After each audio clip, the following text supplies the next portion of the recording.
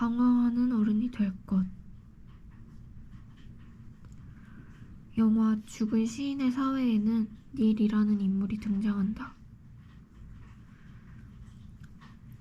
엄격한 아버지에게 의사가 되어야 한다는 강요를 받으며 자라온 닐은 우연히 셰익스피어의 연극 한여름밤의 꿈에 주연을 맡는다. 자신의 자질과 능력을 발휘하며 어느 때보다 행복한 날을 보내고 있는 닐에게 아버지는 당장 그만둘 것을 명령하며 전학을 시키겠다고 엄포를 놓는다. 연극을 하고 싶었던 닐은 아버지의 강요에 반항하려 하지만 닐의 시선에 어머니의 모습이 들어오자 반항을 포기하고 입을 닫는다. 어머니의 모습이 너무 절박하고 애처로웠던 것이다.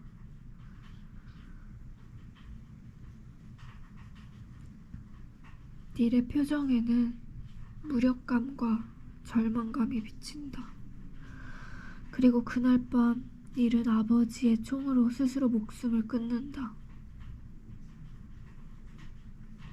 주어진 삶은 견딜 수 없고 자신이 원하는 삶은 도저히 살 수 없을 때 사람은 절망하는 것이다.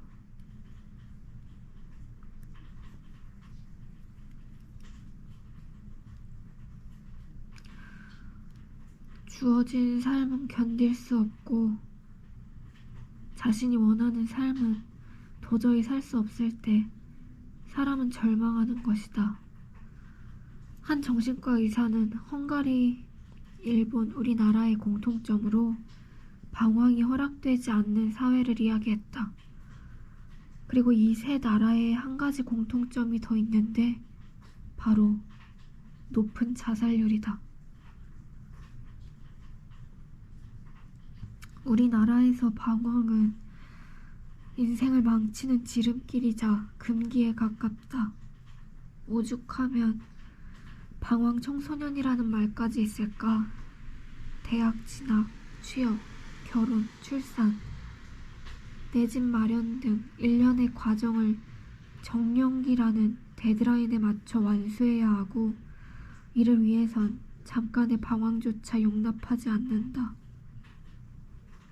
실망하는 부모님과 실패자로 규정짓는 수군거림과 사회적 고립에 대한 두려움을 피하기 어렵다.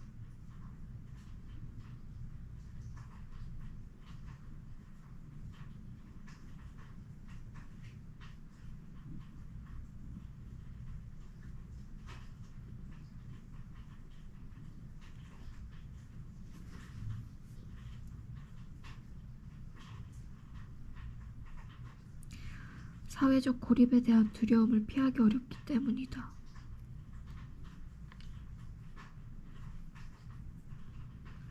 그 결과 우리나라는 자살률이 최고, 출산율 최저라는 두 가지 지표를 갖게 되었다. 이 지표의 공통점은 생존과 번식이라는 인간의 가장 기본적인 본능마저 포기한다는 것. 그만큼 우리나라가 이곳을 살만하다고 여기지 못하는 것이다.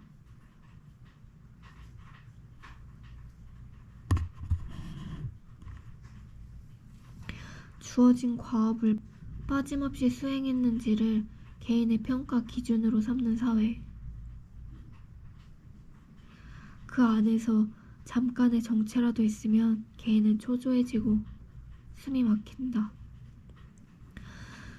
지금보다 어려운 시절이 있었고 우리보다 더 못 사는 나라도 있으니 힘들어하는 건 엄살이라고 외치는 사람들도 있지만 사람을 불행하게 하는 두려움의 실체는 절대적 가난이 아니라 사회로부터 존중받지 못하는 비참함과 고립감이다. 경제적 지표의 어려움이 아니라 사회의 모순됨에 우리는 날이 서고 좌절한다. 그렇다면 어떻게 해야 우리도 행복할 수 있을까? 유토피아는 없겠지만 많은 사람이 행복 지수가 높은 북유럽 국가에서 그 답을 찾는다.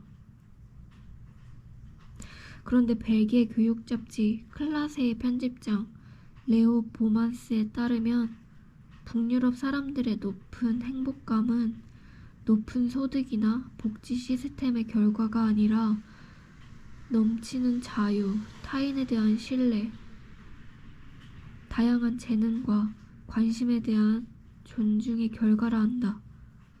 그리고 우리는 지금 그 반대 지점에 있다. 자유의 박탈, 획일적인 삶의 강요, 타인에 대한 불신. 만약 어떤 삶을 살아도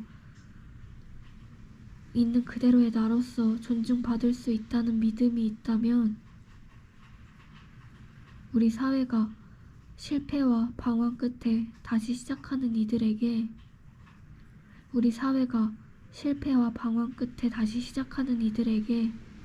기회와 응원을 줄 수 있다면 우리는 얼마나 자유로울까? 우리가 행복하기 위해 실존의 문제만큼 절실한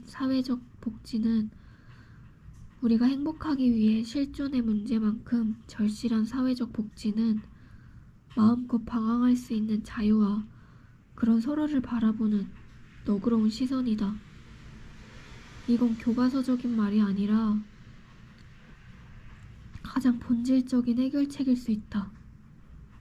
서로에 대한 관용과 너그러움이 우리를 이 불행에서 벗어나게 할 것이니 우리 이제 그만 불행하자.